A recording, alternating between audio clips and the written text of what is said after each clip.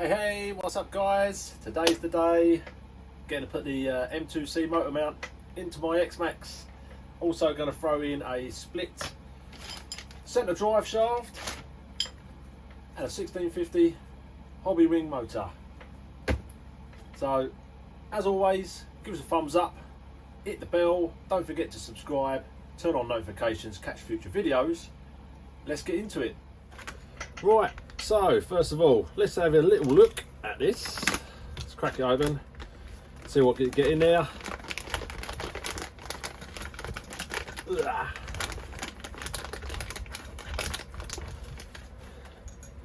There we are, check that out. Don't they look nice? My mount slides up and down, and I'll tell you what, it's nice and light. There's not a lot of weight to this, and obviously you get all the screws and bits and pieces that you need to go in there. Right, let's take a look at this then. Got to take the fans off the top, take the heatsink off at the top of the motor, unplug the cables, take off the gear cover, 4 screws out the bottom to drop the motor out, and then we can start looking to get this in. So let's get stuck in.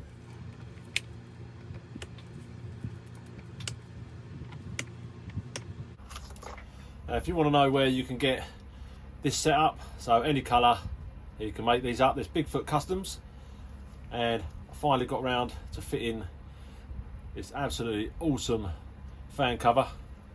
So, and that just literally cable ties straight onto your original top brace. Take those out. Now that awesome cover. And we've got the mod 1.5 gears in there, so I want to try and retain these, use these on the new motor, see what it's like gearing wise. If it's too much or too little, then I might have to go back to the original 50 tooth with like a, I don't know, 20 tooth pinion or something, or a 19, depending on how violent or how quick it's going to get.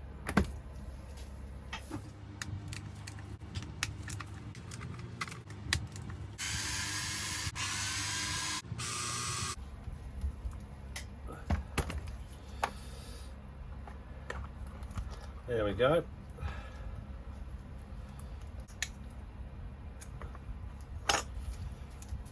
There we go, one motor out. Right, now we've got all that out, I'm going to see if this will fit over the hobby ring motor. If it doesn't, then I'm just going to have to take it out. But this is going to go onto the motor, and then this is going to situate in there. So we'll turn it over, got a bag of screws,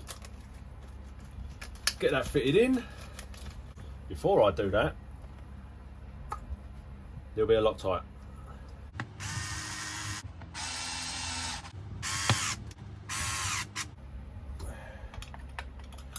Nip them up by hand.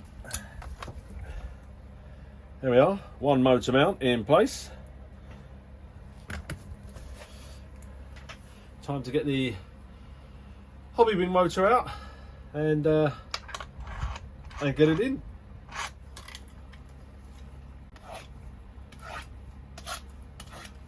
I do love opening up a brand new motor box. Look at that. There we go. Going in there. Oh, might have to take this bar out to make it fit, but we'll see. In order for this to fit in there, I did have to remove the bar. Got some cutters, cut it out. Yeah, that's what it is. Now it's just a case of lining up our screw holes and fitting it in to the car. Right guys, so slight error. It comes with 6 screws, and I went to go and put the smaller ones in the front to mount the motor, and they don't fit. So I'm guessing the bigger ones You have 2 in there and 2 in the side, unless you put a couple more in there. Anyway, I had some new motor size screws. I've fitted those in the bottom with some washers on there to make sure that they don't pull through the plastic. I'm going to use 2 of the original motor mounts, motor mount screws to go in the front, and then I'm going to put them 4 in the sides, and that should be where I need it to be. So let's give it a go. No washer. It doesn't come with instructions.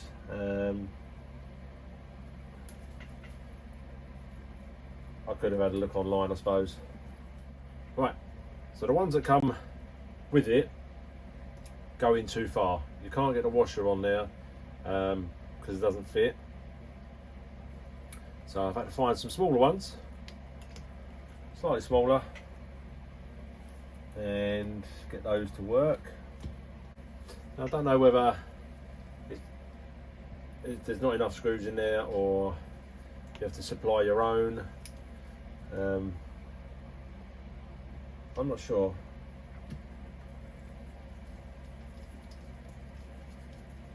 But we will make it work.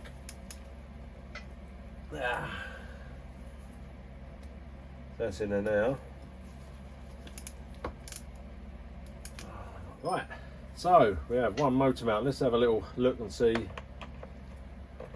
how it goes in. Yep.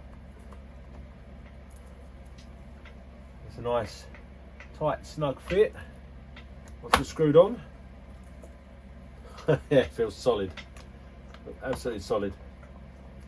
Right, let's whip that back out. Let's get the pinion off of the old motor, and we'll start trying to line it up. Right, so I've been off camera. Mod 1.5 gear won't go on that way because it doesn't allow it to go back far enough, and when I put it on this way, it doesn't go completely square to the spur gear, plus you end up hitting the plastic down the bottom here. And let me show you quickly. So the plastic down here where your original motor locates, it hits that. So, and that's part of what looks to be part of the chassis. And I don't really want to start cutting that out and cutting that off. So what I think I'm going to do is take out the spur drive, change it over to a 52 pinion, a 52 spur, and chuck a different pinion on there. So I've got several pinions, but with this on there, the meatiness of this, there's not enough shaft poking out in order for this to go in, and these are so wide that it can't get down far enough to where I need it to be. So the Mod 1.5 gears are going to have to come off for now, until I can possibly find another pinion gear that's I don't know, a bit smaller or something. Don't know, I'll have to look into it and try and work it out. So for now I'm going to take that out, change it all over. I'm going to do that off camera and then come back to it in a minute and show you what I've got. Right, so I've gone with a 23 tooth pinion, and I managed to get it all in there. 2 screws either side down here. If I tilt it up a little bit, you might be able to see them. You can see that down in there. I've taken the heat shield, sorry, I've taken the heat sink off, so I've disconnected that, taken that out. Shouldn't give me any issues. But yeah, overall, get a nice mesh on there. I think I've got a very slight wobble on the actual spur gear, because it goes all the way around and it seems to get a little bit tighter and then kind of after 1 or 2 teeth and then loosen off. I'll I'm gonna run it. I might pick up, this is a GDS one, but I might try and pick up like a hot racing one or something like that to put on there. But yeah, got the motor all in there, looks nice and pretty. Done a little cable tie tidy on there. If you don't know how to do one of those already, just put a cable tie through, then one through there, tighten them down, tighten them all down, and then trim them all off, and it keeps them kind of looking kind of tidy. So I'm going to put the fans back on, and luckily with these Bigfoot custom fan mounts, if you get long enough screws to reach all the way through, I've checked this, you put them onto there like that, and them two screws line up perfectly on the top of this mount, so you can actually tighten those up and then just do your cable ties. I have had some really crap cable ties before, and twice it's managed to snap the cable ties off and the fans come off. With this screwed in there, and I've got some better cable ties now, that shouldn't come off at all. So trial and error, we'll give it a go, and we'll get that all installed, and then we'll move on to doing the split centre drive shaft. I'll tell you what, actually let me plug a couple of batteries in, and we'll go from there. Right, controller on, car on.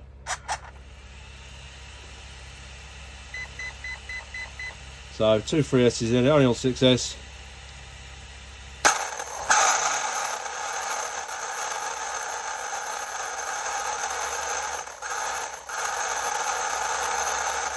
That's tiny little bit of throttle.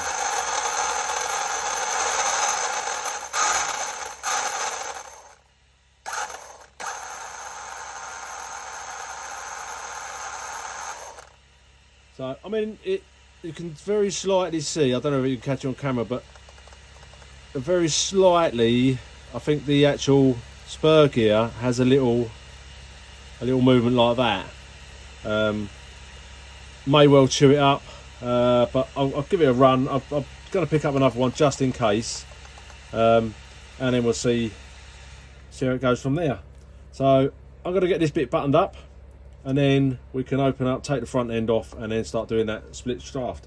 Right, so I have taken the whole front end off, so removing the side screws up here, 2 down there, under the steering link, and 2 more screws in the centre, and take the bottom cover off, and then this is 2-part drive shaft.